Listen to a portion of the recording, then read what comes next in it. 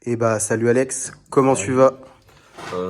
Bien, bien, bien. On a fait top 32 à l'Europe avec Jubel Fian Smith. Au total, j'affronte 8 Snake Eyes, 2 Purely Fian Smith, un Branded, 2 Tenpai, un Jubel Fian Smith. Je perds contre un Snake Eyes et le Jubel en ronde. Tout le reste, ça s'est bien passé. Après, on perd en top 32 contre Snake Eyes parce que je perds le D, je vois qu'il y a 3. Ok. Du coup, là, on va vous présenter la liste qu'on a joué. Alors, tout d'abord, le package des Dark Beaconing Beast 2 et 1. On n'en a pas joué 3 parce que c'était la seule carte qui était cuttable. Je ne voulais pas monter à plus de 45.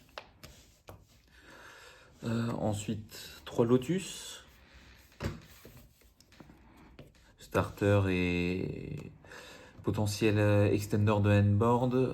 Il te permet de Space Spirit et potentiellement en fonction de comment se passe ton tour, tu le récupères avec soit un effet Yama, soit un Square Marked au cimetière et après ça peut faire une negate de monstre en plus. Moi je joue à 3 Squirmer. Pourquoi 3? Parce que c'est le meilleur extender. Si tu prends des imperm, notamment sur la norme de Dark Beaconing, c'est ce qui t'aide le plus à extend. Tu peux le faire durant les 2 tours. Et son effet de reborn aussi est très important. Le fait d'en avoir 3 au grind contre les bestiales, c'est important.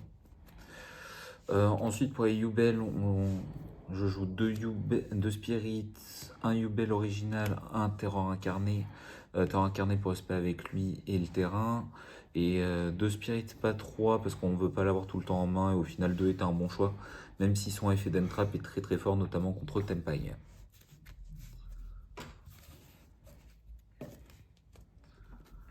Ensuite, pour les Fiend Smith, je joue à 3 graveurs et une lurie. La lurie pour les combos et 3 graveurs parce que le monstre est vraiment très très fort.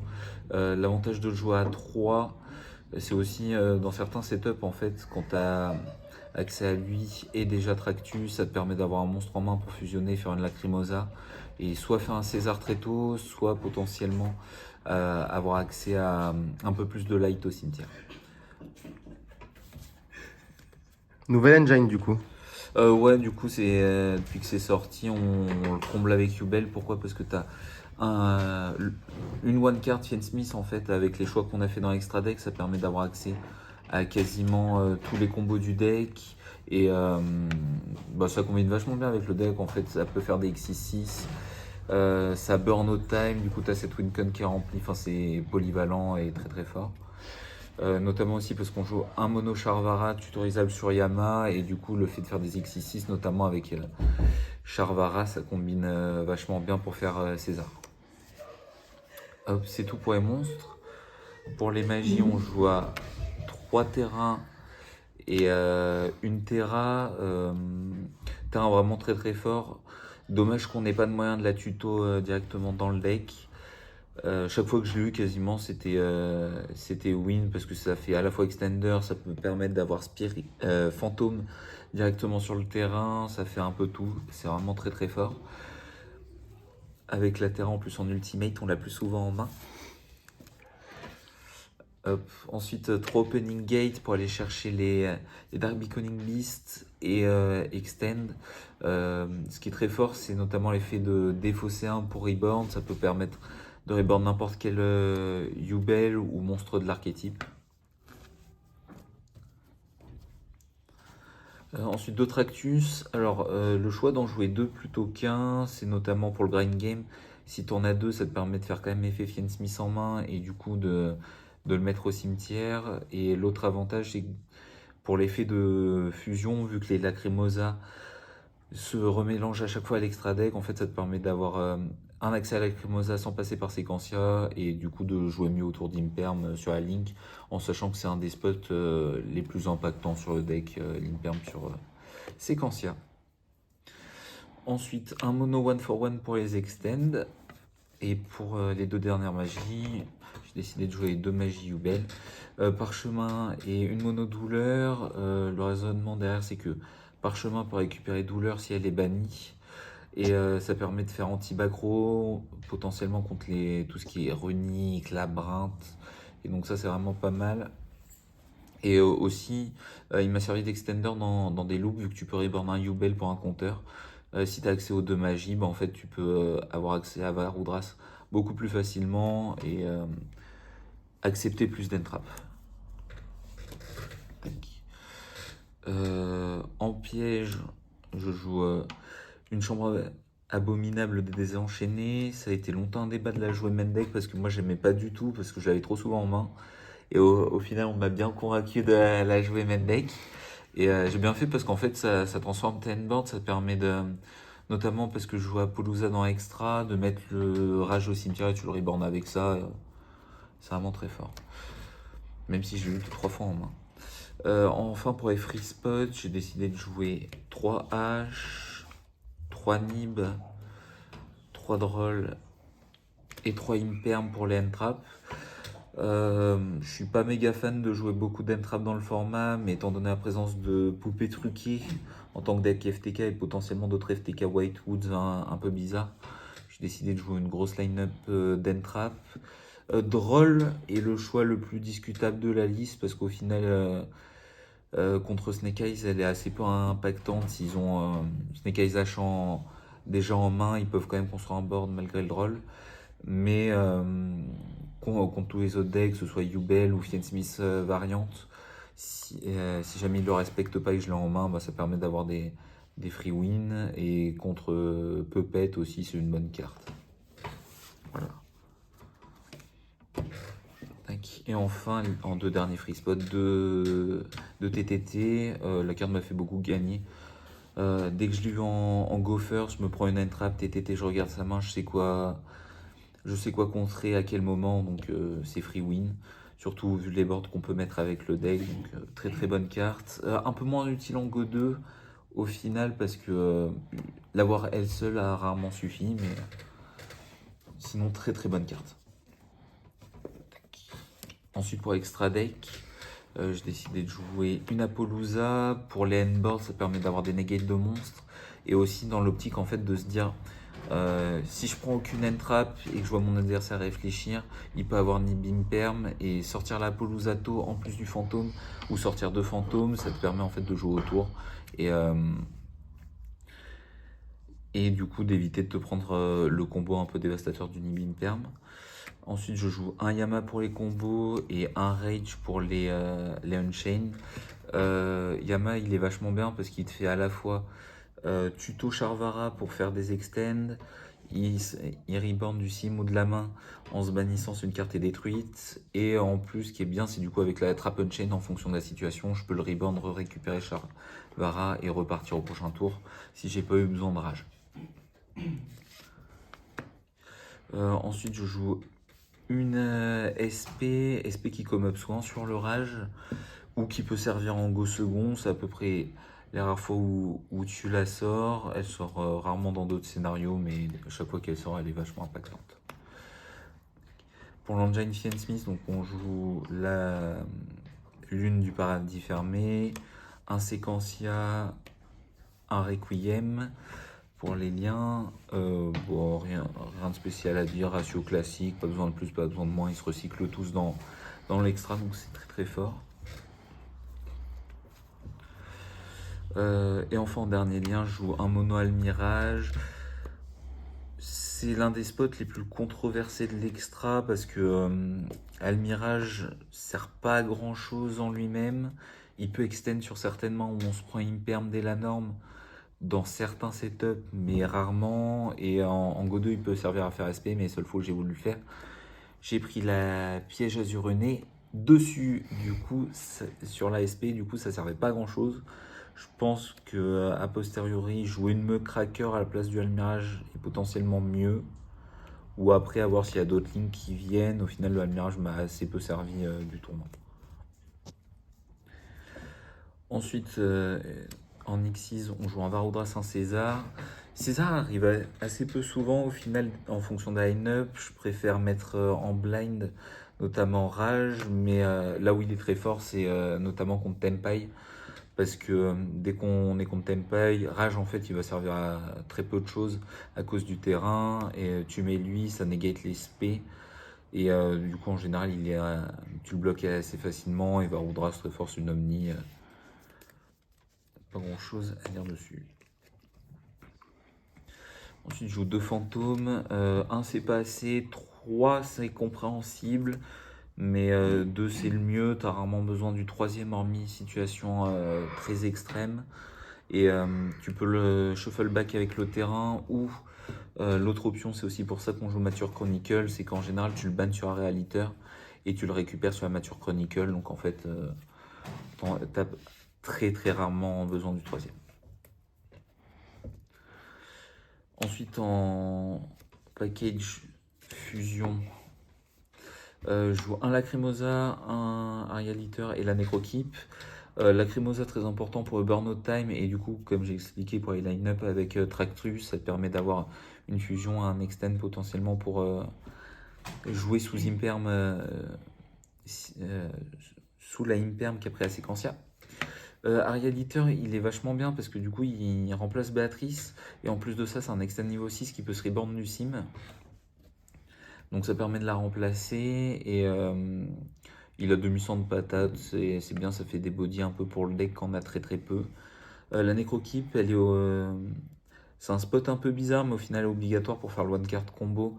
Si tu as n'importe quelle carte de l'Engine New Bell dans ta main, tu fais directement le one card combo Fiend Smith avec Necrokeep, Reborn Fiend Smith, Sequentia, Invoke Arialiter, Foolish le Squirmer pour spé du coup le Monsieur Bell que t'as en main et t'as full combo derrière.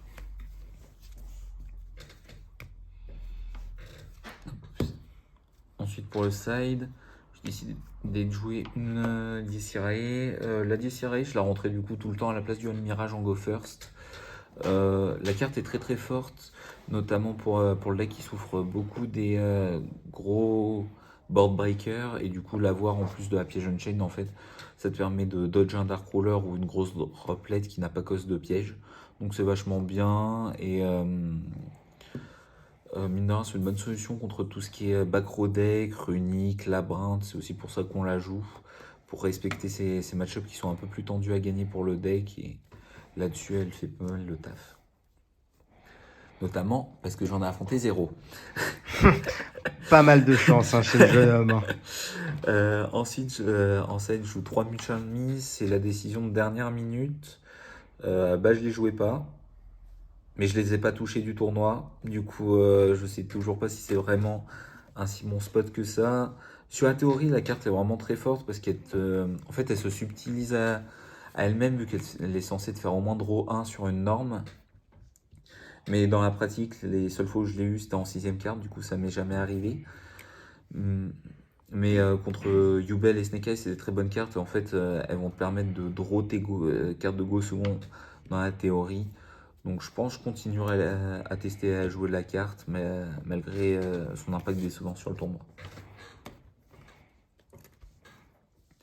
Ensuite, pour le go second de Pancratops, il permet de gérer les match-up back row et aussi d'avoir des bodies, ce dont le deck a cruellement besoin. Au final, j'aurais aimé avoir Fenrir également, mais j'ai pas de place en main ni en side. Mais les bodies comme ça, Fenrir, Pancratops et tous les bodies qui peuvent se spé gratuitement, comme Fantasmé également, qui est plus en end-trap, sont vraiment pas mal dans le deck. Et je continuerai à jouer Pancra parce que ça te permet de passer notamment contre Tempai, le Dragon Koakimeru, donc c'est vraiment pas mal. Et de péter des cartes au passage. Ensuite, je joue 2 bestiales pour contrer Poupée Truquée, Branded, etc. Je voulais pas me faire FTK par ces decks là, donc j'ai décidé d'en jouer au moins 2 en plus d'entrap que j'avais dans le main deck qui sont déjà un peu impactantes. Elles sont bien aussi contre Snake Eyes et contre Fiend Smith variante, puisqu'ils ont des light dark. Malgré tout, ils sont pas assez impactants à eux tout seuls, faut minimum 2 entrap ou 2 breakboard. Mais c'est des très bonnes cartes et je pense continuer à les jouer pour respecter Puppet et Branded. Ensuite, je joue 2 droplets et 2 cosmiques pour les magies. Les 2 cosmiques anti-backrow, je les ai pas joués une seule fois également du tournoi parce que j'avais pas affronté de deck backrow. quasiment uniquement du Snake Eyes. Et pour moi, elles sont pas assez impactantes en fait à elles seules. Je vais avoir une main puissante. Et juste Cosmic, comparé à Pancra par exemple, ça a beaucoup moins d'impact. Droplet, elle par contre, a été vraiment très bien les rares fois où je l'ai vue. Elle te sert aussi d'interruption potentiellement Gopher si tu as une de tes entraps qui sert à rien. Tu les dégages, tu mets les droplets. Et elle est bien aussi pour le Dragon Kohakimeru qui te bloque complètement tes plaies. Donc l'avoir c'était vachement bien. Pourquoi le choix du x2? J'avais pas la place pour jouer mes cartes x3, donc j'ai choisi la polyvalence avec du 2-2-2. Et c'est aussi pour ça que j'ai fait le choix du coup de cut Heavenly à 2, jouer x3. Puis au final, je me suis dit qu'avec 2 droplets et j'ai aussi cut pour avoir les Charmy qui sont censés te les faire draw. A posteriori, vu que les gens mettent soit en Jessie Raya, en fait, si t'as pas d'entrap, juste Heavenly sert à pas grand chose. Faut avoir au moins 2 board breakers. Mais si tu touches au moins un Heavenly et une entrap, en général, ça te permet de le rendre vivant et toi derrière d'essayer de remonter un peu plus facilement. Et enfin, la dernière carte pour le Go First, parfois anti-magie. C'est la seule hard win de Go First que j'ai rentré parce que c'est parfum et au final, on a déjà Yesirae à un board assez colossal.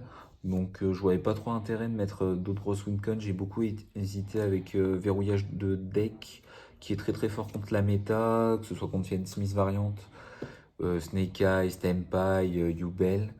Mais au final, je les ai cut parce que pas à la place. Et le deck est déjà trop fort en Go First. T'as pas besoin de win more. Et c'était clairement du win more. Et au final, j'ai pas perdu une seule game où j'ai Go First hormis le mirror. Donc ça m'a donné raison. Voilà. Ok, bon. Bah raconte-nous un peu qu'est-ce qui se passe dans le top alors. Dans le top, alors top 64, je tombe contre Purely Fiend Smith où je perds le D. La 1, je me prends un N-board de zinzin, j'ai pas compris. La 2, je prends Fantasmé et une Mourner. La Mourner, je la negate avec Fantôme parce que j'ai pas le choix, c'est sur Spirit et si mon Spirit se résout pas, j'ai pas de board. Du coup, je prends le pari de la negate en espérant pas se prendre Nibiru. Et derrière, je prends Fantasmé sur lequel j'ai une hache. Donc là-dessus, je suis bien. Puis je finis en N-board Varoudras, Rage, Apo. Donc à partir de là, il concède. Et la game 3, j'ai une main assez surprenante avec Opening Gate et 3 N-Trap, Nibiru, H et le droll lui fait très mal, mais il a TTT pour me virer mon starter qui est Gate. Et j'ai aussi un Pancratops en carte de go second et je top deck Fiend Smith Graver et du coup ça me permet de faire tout mon combo assez facilement. Voilà. Un joli top deck. Voilà, après c'est vrai qu'en regardant les matchs j'avais plus d'une dizaine de top decks potentiels donc j'avais Proba de mon côté. Ok, bon. Qu'est-ce que t'as d'autre à nous dire à part tout ça? Rien d'autre. Le top 32, qu'est-ce qui fait que tu perds d'ailleurs ce top 32? Déjà perdre le dé c'est pas simple contre Fiend Smith. En plus il joue la version avec Silhouette, la Link qui met la piège à Azurine. Du coup déjà ça c'est chiant à gérer en plus. Et j'arrive pas à passer la 1, la 2, je me prends une ou deux entraves je crois, mais je finis sur un N-board de fou furieux. Et ah non, la 2, je me prends une entrave que je laisse passer. Et je prends le choix de Turbo un Varoudras en plus de mon fantôme pour être sûr d'avoir des negates en vie parce que le voyant réfléchir, je me dis qu'il y a potentiellement un Nibiru en main. Et au final, il finit par scoop dès qu'il voit le Varoudras. Et la 3, j'ai deux briques en main, donc à partir de là, c'est compliqué à remonter, pas d'entrap, c'est comme ça. Ok, bon. Bah c'est parfait. Prochaine étape, c'est quoi pour toi? Parce que bon, France, Open, Europe. Prochaine étape, là, il y aura les OTS de septembre, la nouvelle saison, et puis on verra si on fait la course au point en fonction des résultats pour les playoffs de l'an prochain. Ok, bah super. Bah écoute, à la prochaine. À la prochaine.